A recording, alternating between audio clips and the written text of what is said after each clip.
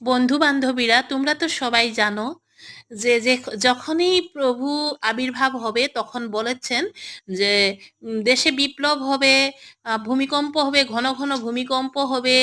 আর যখন যখন ওই যে প্রভুর আবির্ভাব হবে তখন বিভিন্ন সমস্যায় দেখা দেবে, যেরকম ইসরায়েলে এখন আগুনটা কেউ ওইটা নিবাইতে পারতেছে না। আমি আসামের, আমি ভালো করে আসামিজ জানি না, তবু বেঙ্গলি জানি না, তবু আমি আপনাদের সাথে বাঙালি বলতে চাইতেছি যে চৈতন্য মহাপ্রভুও বলেছেন।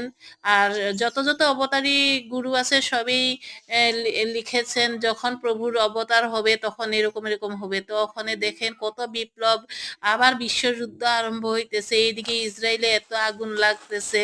গতিকে এই সমস্তগুলা পরিচয় এইটাই যে চৈতন্য মহাপ্রভুর পুনরবতার হয়েছে। তো আসামের নসত্র, বরপেটা ডিস্ট্রিক্টের নসত্রতে তো প্রভু এখানে আবির্ভাব হয়েছেন। আপনারা সবাই আসবেন, প্রভুকে দর্শন নেবেন। যদি দেখেন চৈতন্য মহাপ্রভুর মতোই আজানুলম্বিত দীর্ঘ কেশ, আর আপনার মনের কথা যদি বলতে পারেন আর এটা সন্তুষ্ট হন, তবে কৃষ্ণ গুরু চরণে শরণ